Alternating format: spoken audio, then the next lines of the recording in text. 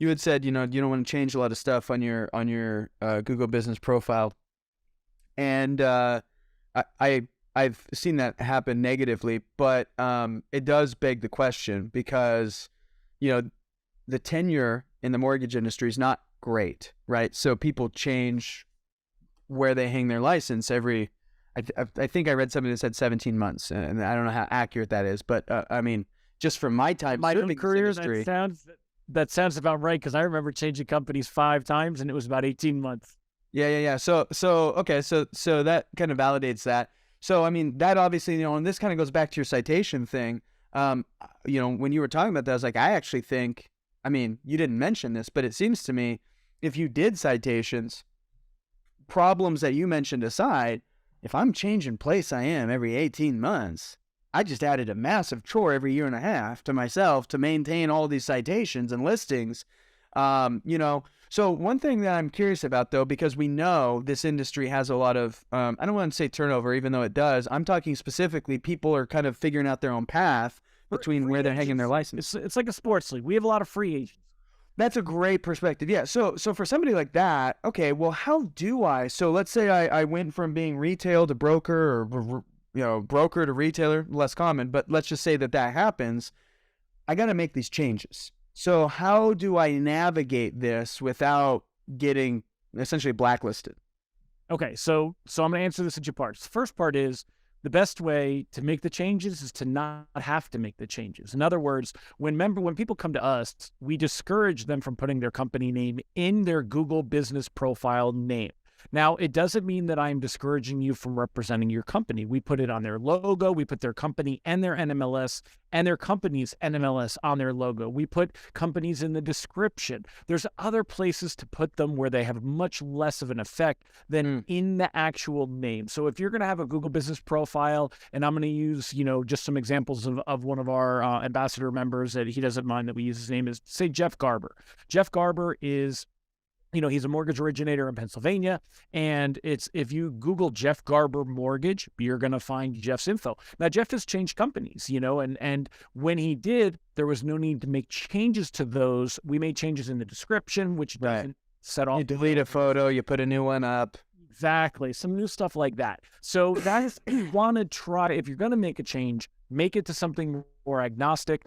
There's now Google, again, and this is where, just like on guidelines, right? We're constantly with our hands in the cookie jar, so we know what's going on all the time. As an originator, your job should be going out and finding loans or getting them closed. You can't worry about what Google's doing all the time. That's why you pay somebody like us to manage it. But if you are like managing it right now, Google didn't used to care about the naming. You could get away with anything. You could say Jeff Garber, best mortgage low rate lender, Pennsylvania, Bucks County, right? You could throw this in the name. Just SEO the crap out of it. Yeah, right? And it didn't matter. Well, now that'll get you suspended, right? They'll just eliminate that. So Google has a very strict naming convention. It's in their guidelines. But basically, you can get away with a little bit, right? So for Jeff Garber, what we would say is Jeff Garber, common mortgage lender, because he is in retail and they want to be identified as a lender. If you are a broker, Jeff Garber, mortgage broker. We used to put the NMLS in there. Guess what? Recently, I would say recently, but maybe a year ago, Google started just randomly a lot of our Google business profiles. By trial and error, we identified it to be the NMLS number. Okay, so they basically identified that if there was a number in the name of the business, why is that number there? And so we've stopped putting the NMLS number in the name because, again, I always like to put it there. It was just one more compliance step, but we do have it all over. The description, the photos, the description and the photo. Exactly. You want to keep it prominent, but you got to recognize that, we've got regulators that set these rules, but the regulators aren't the companies. Google is Google. Google doesn't give a rat's ass what the CFPB for sure. So, we have to do things like that. So if you have to make changes, make them so that they become something that represents you as the individual or something you're going to stay consistent as. If you use a team name or things like that, so that if you do change companies, you don't have to make a lot of changes.